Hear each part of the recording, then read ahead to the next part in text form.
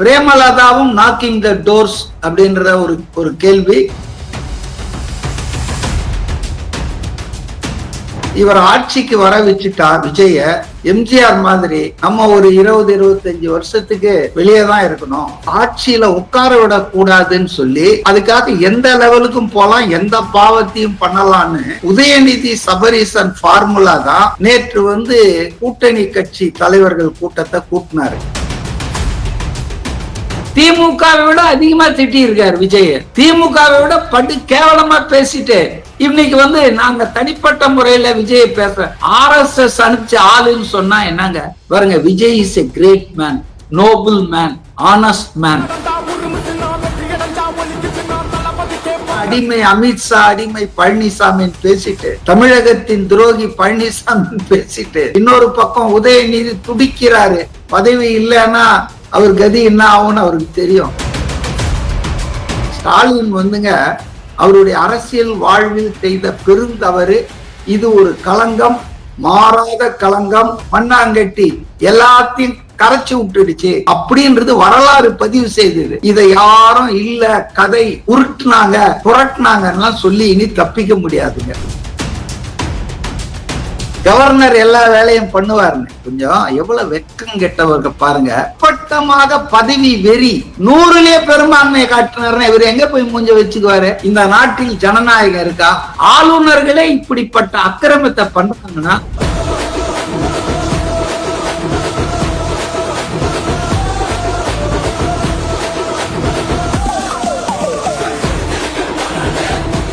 இவங்க எல்லாம் சேர்ந்துட்டாங்க. பட் இருந்தாலும் இப்போ திமுக சொல்லிதான் இவங்க சேர்ந்திருக்கிறாங்க. நாளைக்கு இது ஒரு பெரிய பிரச்சனையாவும் வர்றதுக்கு வாய்ப்பு இருக்கு. ஒருவேளை இதுல ஒருத்தர் பின்வாங்கிட்டா கூட பிரச்சனையாகும் சொல்றாங்க இல்லையா? அந்த மாதிரி நடக்கிறதுக்கு வாய்ப்புகள் இருக்கா? அதாவது சார், திமுக தலைவர் ஸ்டாலின் தன்னுடைய அனுபவத்துல அவர் ரொம்ப தெளிவா தான் சொன்னாரு. நாங்க திரு விஜய் அவர்கள் முதலமைச்சரா பதவி ஏற்பதுக்கு எந்த ஊறு விளைவிக்க மாட்டோம். அதை நாங்க தடங்களும் ஏற்படுத்த மாட்டோம். 6 மாசம் நாங்க கழிச்சுதான் அவர் மக்கள் பிரச்சனைகளுக்காக போராடுவோம் அந்த அரசை எதிர்த்துன்னு அவர் ரொம்ப தெளிவா சொன்னாருங்க. ஆனா இவங்க செகண்ட் ஜெனரேஷன் லீடர்ஸ் இருக்காங்க இல்லையா திமுகல, உதயநிதி அப்புறம் சபரீசன், இந்த மாதிரி ஆட்கள் தான் அவர் குழப்பிட்டாங்க. அதாவது இவர் ஆட்சிக்கு வர வச்சுட்டா விஜய, எம்ஜிஆர் மாதிரி நம்ம ஒரு 20-25 வருஷத்துக்கு வெளியே தான் இருக்கணும், அதனால அவரை ஆட்சியில உட்கார விட கூடாதுன்னு சொல்லி அதுக்காக எந்த லெவலுக்கும் போலாம், எந்த பாவத்தையும் பண்ணலாம்னு உதயநிதி சபரீசன் ஃபார்முலா தான் நேற்று கூட்டணி கட்சி தலைவர்கள் கூட்டத்தை கூட்டினாரு. அவருடைய வீட்டிலேயே கூட்டினாரு. வேற ஒரு விஷயம் இல்ல. இது மாதிரி ஒரு திங்கிங் இருக்கு திமுகல எங்க ஆட்கள் மத்தியில. அதாவது அதிமுகவுக்கு ஆட்சி அமைக்க வெளியிலிருந்து நாம் ஆதரவு தெரிவிப்பது அப்படின்னு சொல்லிட்டு. ஆனா அது இவங்களுக்கு ரொம்ப ஷாக்கா இருந்திருக்கு. ஏன்னா பொழுதுன்னைக்கும் அடிமை அமித்ஷா, அடிமை பழனிசாமின்னு பேசிட்டு, தமிழகத்தின் துரோகி பழனிசாமி பேசிட்டு, இன்னைக்கு மக்களால் நிராகரிக்கப்பட்டு 3வது இடத்துல மூலையில் உட்கார வைக்கப்பட்ட, அதாவது ஒரு 114 தொகுதியில அதிமுக 3வது இடத்துக்கு போயிருக்குங்க. டெபாசிட் இழந்திருக்கிறது ஒரு 16 தொகுதிகள் தான். வெற்றி பெற்றது அதிமுக ஒரு 47 தொகுதிகள். ஆக இந்த ரெக்கார்டை வச்சுக்கிட்டு மக்கள் தீர்ப்பை மதிக்காமல் திமுக தலைவர் முதல் நாள் பேசுறதுக்கு பதிலா மறுநாள் தங்களை கூப்பிட்டு தனியாக இதுக்கு நிறைய முரணாக அதிமுக ஆட்சி அமைக்கிட்டோம், அதுக்கு நம்ம எல்லாம் ஆதரவு கொடுப்போம்னு சொன்ன உடனும் அவங்க ரொம்ப தெளிவா சொல்லிட்டாங்க. அவருக்கு முகத்துக்கு நேரா நோ சொல்லாம, சார் நாங்க எங்க நிர்வாக குழு செயற்குழுலாம் நாளை கூட்டி இருக்கோம், அதுல நாங்க கூடி பேசிட்டு அது முடிவு எடுக்கிறோங்க அப்படின்னு சொல்லிட்டு நைஸா நழுவிட்டாங்க.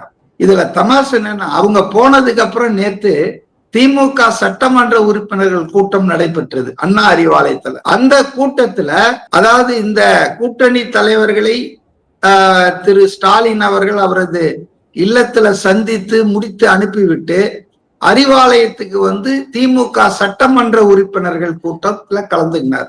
இப்ப திமுக சட்டமன்ற உறுப்பினர் எண்ணிக்கை 59ங்க. ஏன்னா ஸ்டாலினே இப்ப அதுல இருக்க முடியாது. கட்சி தலைவர்ன்ற முறையில தான் கலந்துக்கலாம்.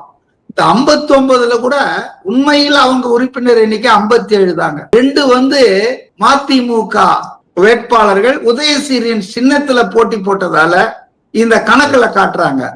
ஆக்சுவலா 57 தான். 47 அதிமுக, 57 திமுக. அப்ப இந்த 57 பிளஸ் 2 59 உறுப்பினர்கள் கிட்ட அவர் பேசும்போது மூத்த தலைவர்கள் கொஞ்சம் பேரு காஷன் பண்ணி இருக்காங்க அவருக்கு. அதாவது நம்ம தப்பு பண்ணிடக்கூடாது, ஒரு சின்ன பெனிஃபிட்காக ஒருத்தரை தடுக்கணும்ன்றதுக்காக நம்ம அரசியல் நிலைப்பாட்டெல்லாம் நம்ம ஒரே நாள்ல போட்ட மக்கள் மதிக்க மாட்டாங்க, நாளைக்கு மக்களிடம் நமக்கு வந்து மரியாதை போயிடும், பாஜக எதிர்ப்பு அப்படின்ற மாதிரி அந்த இது நமக்கு இல்லாம போயிடும். ஏற்கனவே காங்கிரஸ் போயிடுச்சு தாவேகா கிட்ட, மற்றவங்களும் போயிட்டாங்கன்னா நம்ம தனிமைப்பட்டுருவோம், உள்ளாட்சி தேர்தல் வருது, நாடாளுமன்ற தேர்தல் வரப்போகுது, இதெல்லாம் கணக்குல வச்சுட்டு நாம அமைதியா நிதானமாக நீங்க ஏற்கனவே சொன்ன மாதிரி மக்கள் தீர்ப்பை மதிச்சு இருக்கிறது தான் நல்ல ஸ்டாண்டா இருக்கும்னு சில சீனியர்ஸ் எல்லாம் சொல்லி இருக்காங்க. ஆனா அவர் தான் வந்து பாவம் மருமகன் ஒரு பக்கம் இழுக்கிறாரு, இன்னொரு பக்கம் உதயநிதி துடிக்கிறாரு. பதவி இல்லைன்னா அவர் கதி என்ன ஆகும்னு அவருக்கு தெரியும். எப்படியாவது அதிமுக ஆட்சியிலேயாவது தான் ஏதாவது காப்பாத்திக்கலான்றதுக்காக அவங்க வந்து ரொம்ப ப்ரெஷர் பண்ணிட்டாங்க. கடைசியில அந்த ப்ரெஷருக்கு ஈல்ட் ஆயிட்டார் ஸ்டாலின். வந்துங்க அவருடைய அரசியல் வாழ்வில் செய்த பெருந்தவறு இது. ஒரு களங்கம், மாறாத களங்கம். எத்தனை ஆண்டு கழிச்சாலும் திமுக இப்படி ஒரு பல்ட்டி அடிச்சது 2 நாள்லயே வந்து அது வந்து தன்னுடைய ஐடியாலஜி, திராவிடம், மண்ணாங்கட்டி எல்லாத்தையும் கரைச்சு விட்டுடுச்சு அப்படின்றது வரலாறு பதிவு செய்தது. இன்னைக்கு இந்துல கோலப்பன் சொல்ற ஒரு சீனியர் கரஸ்பாண்டன்ட் எழுதியிருக்காரு முதல் பக்கத்திலேயே. அப்போ வதந்திகள்னு சில பேர் நைஸா அதெல்லாம் சும்மாங்க, இவங்க நரேட்டிவ் செட் பண்றாங்க தாவேகால் அனுதாபத்தை, அதெல்லாம் நாங்க செய்ய மாட்டாங்கன்னு சொல்லிட்டு இருந்தாங்க இல்லையா. ஆனால் நடந்தது உண்மை, இதெல்லாம் விவாதித்தது உண்மை, தோழமை கட்சிகளிடம் இதை சொல்லி கருத்து கேட்டது உண்மை. அவர்கள் நழுவி விட்டார்கள். நாளைக்கு எங்கள் இன்று போய் நாளை வருகிறோம்னு அவங்க நழுவிட்டாங்க. அதே போல சட்டமன்ற உறுப்பினர்கள் கூட்டத்துல தீர்மானம் 4 தீர்மானமா இன்னும் போட்டாங்க. அதுல ஒரு தீர்மானம் என்ன தெரியுமா, என்ன செய்வது, அடுத்த கட்டத்தை எப்படி நகர்த்துவது என்ற அதிகாரத்தை தலைவர் ஸ்டாலின் இடம் கொடுத்துட்டாங்க. அதை கொடுத்துட்டு வந்து வெளியே TKS இளங்கோவன் என்ன பேசுறாருன்னா, ஸ்போக்ஸ் பர்சன், அதிமுகவுக்கு ஆதரவு என்று ஸ்டாலின் முடிவெடுத்தாலும் நாங்கள் அதை ஆதரிப்போம் பேசுறாரு. இதெல்லாம் இவங்களே வாயை விட்டுட்டு மாட்டிக்கிட்டாங்க. சோ பேச்சுவார்த்தை நடந்தது உண்மை, டீல் பேசந்து உண்மை. 2 பேரும் சேர்ந்து தாவேகாவை ஆட்சி ஏறாமல் தடுக்க வேண்டும் என்று முயற்சித்தது முழுமையான உண்மை. இதை யாரும் இல்ல கதை உருட்டுனாங்க புரட்டினாங்கன்னா சொல்லி இனி தப்பிக்க முடியாதுங்க. இந்து பேப்பர்ல முதல் பக்கத்துல எழுதி அந்த எக்ஸ்ட்ரீம் போயிருக்காங்களா? இன்னைக்கு இந்து பேப்பர் பாருங்க சார், தலைப்பு செய்தியிலே மிஸ்டர் கோலப்பன் ரொம்ப அனுபவம் வாய்ந்த கரஸ்பாண்டன்ட் எழுதி இருக்காரு. அது மட்டும் இல்லைங்க, அந்த தீர்மானத்துக்கு வரேன் நானு. அந்த தீர்மானத்துல ஸ்டாலினுக்கு அதிகாரம் கொடுக்குறாங்க. என்ன ஸ்டாண்ட் ஒன்னா, அவர் அதிமுக ஆட்சியை வெளியே இருந்து ஆதரிக்கலாம், இல்ல அதிமுகவும் இவங்களும் திமுகவும் 1 கோடியில் பூத்த 2 மலர்கள்னு சொல்லிட்டு இவங்க ஆட்சியில பங்கு எடுக்கலாம், உதயநிதிக்கு துணை முதல்வர் அதையே தொடர வைக்கலாம். எல்லா முடிவுகளையும் ஸ்டாலின் கிட்ட விட்டாங்க. ஓகேவா? அடுத்த தீர்மானம் தான் ரொம்ப சிரிப்பு. முதுவில் குத்தியத காங்கிரஸை கண்டிச்சு ஒரு தீர்மானம். இவங்க காங்கிரஸ் முதுகுல குத்திட்டு இந்த பக்கம் பாஜக கிட்ட இந்த 5 வருஷம் டீல் போட்டுட்டு இருந்தாங்களா, அது வந்து துரோகம் இல்லையா? ஆக இவங்களுக்கு வந்து காங்கிரஸ் கொள்கை வழி நின்று, கோட்பாடு வழி நின்று, இவர்களுடைய பாஜகவினுடைய ரகசிய கள்ள உறவை புரிந்து கொண்டுதான் இவங்க கிட்ட இருந்து பிரிஞ்சு போனாங்க. இவங்க அமித்ஷா சொல்படி பழனிசாமி ஆடுறாருன்னா, நரேந்திர மோடி சொல்படிதான் இவர் ஆடுறாரு. யாரு? ஸ்டாலின். உங்களுக்கு ஒரு விஷயத்த நான் சொன்னா புரிஞ்சுக்குவீங்க. எல்லாம் நல்லா போயிட்டு இருந்ததுங்க. திடீர்னு ஆன்மீக செம்மல் இருக்காருல்ல, யாரு? ஆன்மீக செம்மலா? யார்? ஊர்ல இருக்கிற பணம் பூரா என் வீட்டுக்கு வரணும்னு வர, ஆனா வெளியே வந்து ஆன்மீக செம்மல்னா நாடகம் போடுவார் ஒருத்தர், ரஜினிகாந்த். அவர் வந்து ஏதோ இவர ஸ்டாலினை துக்கம் விசாரிக்க போல, சமாதானம் பண்ண போல ஸ்டாலின் இதை விட பெரிய தோல்வியெல்லாம் பார்த்திருக்காரு, இதை விட பெரிய சரிவெல்லாம் பார்த்திருக்காரு. இவர் போய் அவர் அனுப்பி வைக்கப்பட்டார். மோடியால் ரஜினிகாந்த் அவர்களுடைய தூதுவராக அனுப்பி வைக்கப்பட்டார். அப்ப அவர் போய் தான் இங்க பேசி இருக்காரு. ஏற்கனவே ரஜினிகாந்துக்கு விஜய் மேல எவ்வளவு வன்மம் இருக்குன்னு உலகத்துக்கே தெரியும். ஆக அவருக்கு தனக்கு பிறகு வந்த ஒரு ஆள் தன்னை மிஞ்சி சூப்பர் ஸ்டார் ஆனது மட்டுமல்ல, தனக்கு அதிகமான ஊதியம், அதை விட அதிகமா பல மடங்கு ஊதியம் பெற்றது மட்டும் இல்ல, இன்னைக்கு அரசியல்ல தான் நுழைய முடியாம போய் அவர் நுழைஞ்சு பின்னால அவருக்கு நம்மள ஓவர்டேக் பண்ணி இன்னைக்கு முதல்வரே ஆவரான்றது உதயநிதியால எப்படி சகிச்சு கொள்ள முடியலையோ அதே அளவுக்கு தான் அரசியல்ல இல்லைனாலும் ரஜினிகாந்தியால சகிச்சுக்க முடியல. அதனால அவரு நேற்றோ முந்தானாலும் நினைக்கிறேன் இவருடைய மோடியின் தூதுவராகத்தான் இதெல்லாம் நம்ம ரவீந்திரன் துரைசாமின்னு ஒருத்தர் இருக்காரு இல்லையா, பத்திரிகையாளர்னு சொல்லிட்டு RSS அவர் தேர்தல் வாக்கு எண்ணிக்கை நடந்து கொண்டிருக்கும் போதே நானும் அவரும் ஒரு தொலைக்காட்சி பேட்டியில நேர்காணல்ல உட்கார்ந்துட்டு இது பண்ணிட்டு இருக்கோம். என் பக்கத்துல உட்கார்ந்து சொல்றாரு, இந்த நேரத்துல ஸ்டாலினும் எடப்பாடியும் ஒன்னா சேர்ந்து விஜயை தடுக்கணும். 4ஆம் தேதியே சொன்னார், 4ஆம் தேதி 12 மணிக்கு சொன்னார் அவரு. தேர்தல் முடிவு ஆமாமா பப்ளிக்கா இருக்காது, டிவில இருக்கு பாருங்க, நியூஸ் 18ல. அப்ப அவர் சொல்றாரு Modi will be happy, Modi help பண்ணுவாரு ஸ்டாலினுக்கு இத நிகழ்த்துவதற்குலாம் சொன்னாங்க. சோ எதுவுமே வெற்றிடத்திலிருந்து வரலங்க, நெருப்பில்லாமல் புகையாது. அப்ப ரஜினிகாந்த் ஸ்டாலினை கன்வின்ஸ் பண்ணியிருக்காரு, இது போல மோடிஜி விரும்புறாரு. அவங்களுக்கு இன்னும் எப்ப ரொம்ப எரிச்சல் வந்துடுச்சுன்னா விஜய் மேல, காங்கிரஸோட சேர்ந்து அவங்க ஒரு அமைச்சரவை அமைக்க போறாங்கன்னு ரொம்ப கடுப்பாயிட்டார் மோடி, அமித்ஷா. ஏன்னா தென்னிந்தியாவை இப்ப அவங்க கையில போகுது இல்ல, கேரளா ஜெயிச்சிட்டாங்க காங்கிரஸ், தமிழ்நாடு இப்ப அவங்க கூட்டணியில அவங்க விரும்பப்படுற ஆள் வந்துட்டாரு, தெலுங்கானால இருக்காங்க, கர்நாடகால காங்கிரஸ். அப்ப ஒரே ஆட் மேன் அவுட்னு ஆந்திரா, எந்த நேரத்திலயும் ஆந்திராவிலையும் திரும்பி பவுன்ஸ் பேக் ஆகும் காங்கிரஸ். அப்ப இந்த சவுத் இந்தியா என்பது காங்கிரஸ், இவங்க கனவு என்ன, காங்கிரஸ் முக்து பாரத் தானே, காங்கிரஸ் இல்லாத இந்தியாவை உருவாக்குவோம் தானே முதல் நாளே அமித்ஷா சொன்னாரு. அது எவ்வளவு ஜனநாயக விரோதமான செயல் பாருங்க.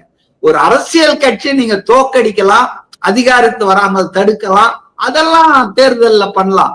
ஆனா அதை முற்றாக துணை தெரிவோம், அழித்து விடுவோம் அப்படின்ற கனவு கண்டு அது எவ்வளவு பாசிஸ்ட். அதனாலதான் அவங்கள பாசிஸ்ட்ன்றோம். தங்களை எதிர்ப்பவர்கள் இருக்கவே கூடாதுன்னு, நீங்க அவங்கள வாதத்தால் வெல்லுங்கள், மக்கள் ஆதரவை பெற்று வெல்லுங்கள், ஆட்சி அமைக்க விடாமல் தொடுங்க, அதெல்லாம் உங்களுடைய வேலை. ஆனா அப்படி ஒரு கட்சியே இருக்கக்கூடாது இந்தியாவில் அப்படின்னா என்னங்க இதெல்லாம் நடக்குமா? லேட் பண்ணாம உடனடியாக பதவி ஏற்பது நல்லதுன்றதுதான் என்னுடைய எண்ணம். சோ அப்படிப்பட்டவர்கள் ஆதரவு தெரிவிச்சிருக்காங்கல்ல, அதுதான் இல்ல அதுதான் நான் சொல்ல வரேன். அதாவது அந்த தீர்மானம், சட்டமன்ற உறுப்பினர்கள் திமுக கூட்டத்துல 2 தீர்மானத்தை எக்ஸ்பிளைன் பண்ணிட்டேன். காங்கிரஸ முதுகுல குத்திட்டாங்க, துரோகம். ஒண்ணு ஸ்டாலினுக்கு முழு அதிகாரம், அவர் என்ன வேணா பண்ணலாம் அப்படின்னு அதிகாரம். 3வது என்னன்னா, தமிழ்நாட்டில் இப்போது நிலவுகிற ஒரு அரசியல் சூழலை கணக்கிட்டு நிலையான ஆட்சியை ஏற்படுத்தவும், இவங்க நிலையான ஆட்சியை ஏற்படுத்தவும், அதே போல கம்யூனல் போர்சஸ், மதவாத சக்திகள் வலுப்பெறாமல் தடுக்கவும். இதான் இதுல இருக்கிற முரணே. என்னன்னா இதுக்கெல்லாம் சொல்லிட்டு எடப்பாடி பழனிசாமி முதல்வராக முயற்சி பண்றாங்க பாருங்க. நேத்து வரைக்கும் அதிமுக என்பது அமித்ஷா திமுக, அடிமை திமுக சொல்லிட்டு இருந்துட்டு அவங்க ஆசை வெட்கம் மரியாதைன்னு தமிழ்ல ஒரு பழமொழி இருக்கு, ஆசை வெட்கம் மரியாதைன்னு பாருங்க. ஒரே 24 மணி நேரத்துல totally they got expose before the public of Tamil Nadu. தமிழ்நாட்டு மக்களிடையே அம்பலப்பட்டு போயிட்டாங்க. எனக்கு இது மக்கள் தீர்ப்ப மதிக்க மாட்டாங்களா? ஊர்ல போன பேசுறாங்க, எல்லாரும் சொல்ல என்ன அநியாயமா இருக்குது. அரசியல் சாசனத்துல விருப்பு வெறுப்பு இல்லாம நடந்துக்கணும் ஜட்ஜி மாதிரி. ஆனா இன்னைக்கு ஆளுநர்கள் எல்லாருமே RSS ஆட்கள், பாஜக அரசியல்வாதிகள் என்பதால் அவங்க மேல என்ன சொல்றாங்களோ அதை அப்படியே செய்யறாங்க. நான் ஒன்னும் தடுக்கலையே. 118 காட்டும், இந்த பக்கம் 118 லிஸ்ட கொடுக்கட்டும், அந்த பக்கம் நான் அவருக்கு திறந்து விடுறேன்றாரு. Who are you? You are not the judge. People of Tamil Nadu are the judges. They have given green signal for Vijay. ஆட்சி மாற்றம் நடக்கணும், இருக்கிற திமுக ஆட்சி தூக்கி எறியப்படணும், எதிர்கட்சியா இருக்கிற அண்ணா திமுக அதுக்கு கூட லாய்க்கு எல்லாம் ஆகவே அதை தூக்கி போடணும்னு சொல்லி both ruling party and opposition பார்ட்டிக்கு எதிராக கொடுத்த மக்கள் தீர்ப்பை இவர் மறந்துட்டு என்ன சொல்றாருன்னா, அடுத்தது வந்து திமுக அதிமுக வந்து போஸ்ட் போல் அலையன்ஸ்ல வந்தா நான் அவங்களையும் கூப்பிடுவேன். என்னங்க இது அநியாயமா இருக்குதுங்க. அதாவது வேலையே பயிரை மேயிற மாதிரி கான்ஸ்டிடியூஷனலை காப்பாற்ற வேண்டியவங்க, அரசியல் சாசனத்தை மதித்து நடத்த வேண்டியவர்களே, ஆளுநர்களே இப்படிப்பட்ட அக்கிரமத்தை பண்றாங்கன்னா, நல்ல வேலையா சிபிஐ சிபிஎம் அகில இந்திய தலைமைகள் உடனடியாக சொல்லிட்டாங்க, திஸ் இஸ் ராங். விஜய் அவர்களுக்கு அவர் வந்து பதவி பிரமாணம் செய்யணும், அவர் கேட்ட அவகாசத்தை 2 வீக்ஸ் கொடுத்துருக்கணும், அது கொடுக்காம இருக்கு. அப்பவே எனக்கு தெரியும் இடதுசாரிகள் சரியான நிலையில தான் இருக்காங்க. ஆனா but Stalin try to change their stand. அவங்க தலைமை சொன்னா கூட நீங்க நம்ம கூட்டணி. ஆனா ஒண்ணு சொல்றேன் நானு, இடதுசாரிகளுக்கு வந்து தர்ம சங்கடமான நிலைமை தான். ஏன்னா அவங்க எம்எல்ஏக்கள் திமுக கூட்டணியில ஓட்ட வாங்கி தான் ஜெயிச்சிருக்காங்க, அவங்க எம்பிக்கள் திமுக கூட்டணியில ஓட்ட வாங்கி தான் ஜெயிச்சிருக்காங்க. நீங்க அந்த சைடையும் பார்க்கணும், எவ்வளவு ஒரு தர்ம சங்கடமான நிலைமை. அவங்க எல்லாம் தர்ம சங்கடமா இருக்கும். தர்ம சங்கடம் என்னன்னா, திமுகவை விட அதிகமா திட்டி இருக்காரு விஜய், திமுகவை விட படு கேவலமா பேசிட்டு இன்னைக்கு வந்து நாங்க தனிப்பட்ட முறையில விஜய் பேச RSS அனுப்பிச்ச ஆளுன்னு சொன்னா என்னங்க பாருங்க. Vijay is a great man, noble man, honest man. அவ்வளவு பதவி வருமா வராதான்னு சிக்கல் இருந்த போது கூட எவ்வளவு பேர் அவருக்கு அட்வைஸ் கொடுத்திருப்பாங்க. ஏங்க அதிமுக எடப்பாடி சொல்லிட்டு வந்தாருல நேத்து பாண்டிச்சேரியில பதுங்கி இருக்கிற எம்எல்ஏங்களை பார்த்து, வேற வழி இல்லைங்க, யார் போன் எடுத்துடக்கூடாது, குறிப்பா தாவேக போன் எடுக்கவே கூடாது அப்படின்ட்டாரு. அது மட்டும் இல்ல, வேற வழியே இல்லைங்க, விஜய் நம்ம கிட்ட வந்து சரண்டர் ஆவாருங்க, நம்ம கிட்ட வர்றதை தவிர அவருக்கு வழி இல்லைங்க. அப்புறம் நம்ம தாங்க நம்ம வைக்கிற சட்டம் தாங்கன்னு பேசிட்டு வந்துட்டாரு அவரு. இப்ப என்ன பொறுத்தவரையிலங்க அதிமுக வந்து முடவன் கொம்பு தேனுக்கு ஆசைப்படுற மாதிரி முதல்வர் பதவிக்கு ஆசைப்படுறது என்பது ரொம்ப, அதாவது இர்ரேஷனல், இல்லாஜிக்கல், அன்ஜஸ்டிஃபைடுங்க. அவங்க எதிர்கட்சி அந்தஸ்தையே இழந்திருக்காங்க. போன முறை 66 இருந்தாங்க, இந்த வாட்டி வந்து 47 ஆக்கி இருக்காங்க, 19 பேரை குறைச்சிருக்காங்க, ஒரு 110 தொகுதியில 3வது இடத்துக்கு தள்ளி விட்டுருக்காங்க வாக்காளர்கள். இதெல்லாம் நீங்க வந்து கணக்கிலேயே எடுத்துக்க மாட்டீங்களா? தோல் என்ன திக் ஸ்கின்டா? தோல் நமக்கெல்லாம் வந்து கஷ்டமா இருக்குது இல்ல சில விஷயங்கள்லாம் பார்க்கும்போது. அப்போ அரசியல்ல வந்துட்டா அதிகாரத்துக்காக எதையும் செய்வோம்னா இது ரொம்ப தப்பான விஷயம். சோ இன்னும் வேற யாரெல்லாம் வந்து சேர போறாங்க இப்ப விஜயோட? இல்ல, எனக்கு கிடைக்கிற தகவல் வந்து இடதுசாரிகள் விசிக அந்த 6 என் பிளாக்கா வந்துரும். அது வந்தாலே கதை முடிஞ்சதுங்க. அது இல்லாம பிரேமலதாவும் நாக்கிங் த டோர்ஸ் அப்படின்ற ஒரு கேள்வி.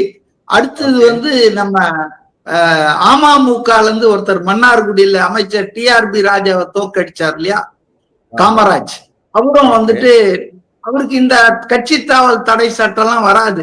ஏன்னா இருப்பதே ஒருத்தர், அப்படியே வந்துட்டாருன்னா அவ்வளவுதான், மெர்ஜானா மாதிரி சட்டசபை அமமுக கட்சி தாவைக்காவில் இணைந்ததுன்னு சொல்லிடலாம். யாரும் அவரை வந்து கட்சி தாவிட்டாருன்னு சொல்ல மாட்டாங்க.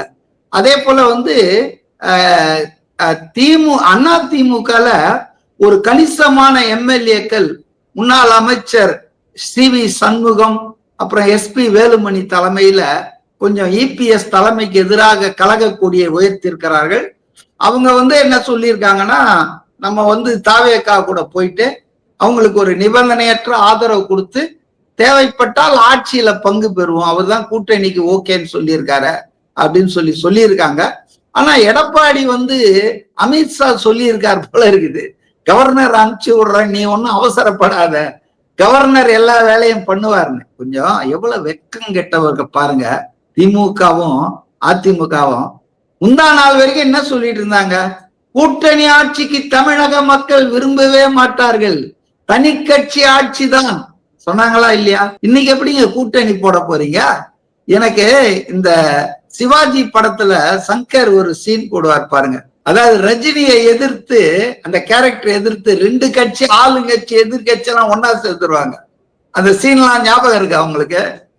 அது மாதிரி ஒரே இரவுல 50 வருஷ பகைய டக்குன்னு மறைச்சிட்டு தமிழ்நாட்டை காக்கவும் நிலையான ஆட்சியை தரும். இவங்க 2 பேரும் எலியும் பூனை. இது நிலையான ஆட்சி வந்துருமா எங்கேயாவது? அதாவதுங்க அப்பட்டமாக பதவி வெறி. அதனால நீங்க இந்த கவர்னருடைய argument is wrong, utterly wrong. ஏன்னா பெரும்பான்மை என்பது அவையில் இருப்பவர்களில் பெரும்பான்மை தான். இவர் 118 லிஸ்ட கொடுன்னு கேட்கறதுக்கு இவர் யாரு? இப்ப விஜய் வந்துங்க 100லயே பெரும்பான்மையை காட்டினாருன்னா இவர் எங்க போய் மூஞ்ச வச்சுக்குவாரு? அப்ப எல்லாமே நெருக்கடி தான். ஒரு நெருக்கடியை கொடுத்து காலம் தாழ்த்திட்டே போகணுங்கிற நெருக்கடி தானா? அப்ப ஒருத்தனுக்கும் அந்த சோதனை வரும்போதுதான் தெரியும் அவனுடைய சுயரூபம். இவ்வளவு நாளா இவங்க ஜனநாயகம் சோசியலிசம் எல்லாம் பேசிட்டு இருந்ததெல்லாம் பதவிக்காக தானா? பதவி போதுன்னு எப்படி பதைக்கிறாங்க? ரொம்ப ரொம்ப வருத்தப்படக்கூடிய விஷயம் இதுங்க. தமிழ்நாட்டு மக்கள் வெட்கி தலைகுனின் அந்த 2 நாள் நடந்த கூத்து இருக்கு பாருங்க. 113 எம்எல்ஏ வச்சிருந்தாலும் நீ ஒண்ணும் பண்ண முடியாதுறான்றாங்களே. இந்த நாட்டில் ஜனநாயகம் இருக்கா? இந்த நாட்டுல சட்டமன்றம் நாடாளுமன்றம் எல்லாம் எதுக்கு இருக்கணும்? இப்படி கவர்னர் மாளிகையில் எல்லாத்தையும் முடிப்பாங்கன்னா லேட் பண்ணாம உடனடியாக பதவி ஏற்பது நல்லது என்றுதான் என்னுடைய எண்ணம். ஓகே, கண்டிப்பா சார். நிறைய விஷயங்கள் பேசணும். நேரத்துக்கு நன்றி. தேங்க்யூ.